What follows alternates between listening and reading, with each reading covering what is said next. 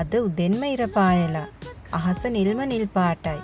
මේ වසන්ත කාලේ නිසා දැන් උදෙන්ම ඉර පායනවා.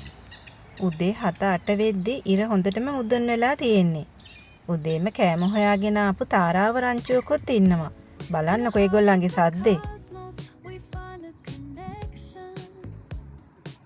මං මේ අද ඇවිල්ලා ඉන්නේ පික්හර්ස්ට් පාක් එකට. මේ පාක් එක ගොඩක් ලොකු එකක් නන් නෙමෙයි. ඒ වුණාට හරිම නිස්කලංක ලස්සන පරිසරයක් තියෙන තැනක්.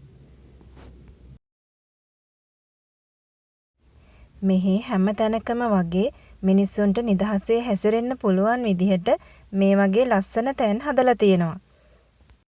ඒවට ඇතුල් වෙන්න කිසිදු මුදල් අය කිරීමක් කරන්නෙත් නැහැ. මිනිස්සුත් ගොඩක් දුරට සාමකාමීව නිදහසේ හැසිරෙනවා. එහෙම කියලා ඒගොල්ලෝ කිසිම වැරදි වැඩක් කරන්නෙත් නැහැ හැබැයි. ඕනෙම කෙනෙකුට නිදහසේ මේ උද්‍යානවල ඇවිදින්න පුළුවන්. වාඩි වෙලා නිදහසේ කාලය ගත කරන්නත් පුළුවන්. කිසිම කෙනෙක්ගෙන් ඒකට බාධාවක් නම් වෙන්නේ නැහැ.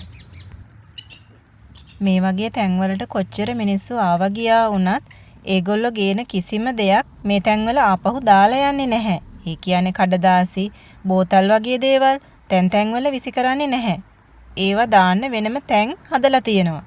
ඒ තැන්වලට විතරයි තමන්ගේ අපද්‍රව්‍ය මොනවා හරි තියෙනවා නම් දාලා යන්නේ. එහෙම නැතුව තැන්වල බිම විසි කරලා දාලා යන්නේ නැහැ.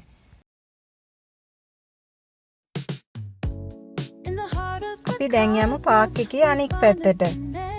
මේ කොළපාට පරිසරය දකිද්දි ඇස්සරට පුදුම සහනයක් දැනෙන්නේ. දැන් මෙහි වසන්ත කාලේ නිසා හැම ගහක්ම වගේ දළු දාලා තියෙන්නේ. ඒ වගේම තැන් වල පුංචි පුංචි මලුත් පිපිලා තියෙනවා. අපි යන්කෝ බලන්න ඉස්සරහට.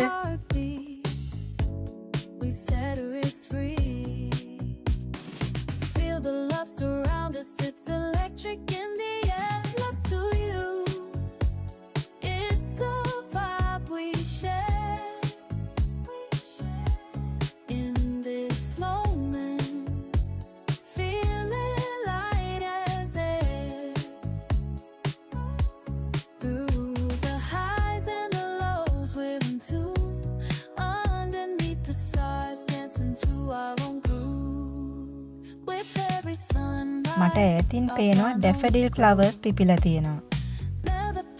අපි ගිහින් බලමුකෝ මේ තියෙන්නේ. කහ පාටට ලස්සනට පිපිලා. අද ටිකක් හුළඟ සැරයි. බලන්නකෝ ඒවා වැනෙන අපූර්ව.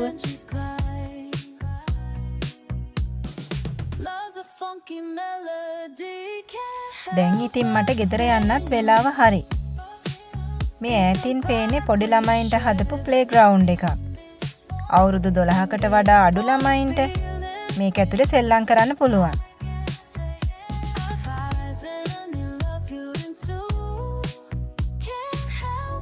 එහෙමනම් අපි තවත් දවසකින් හමු වෙමු.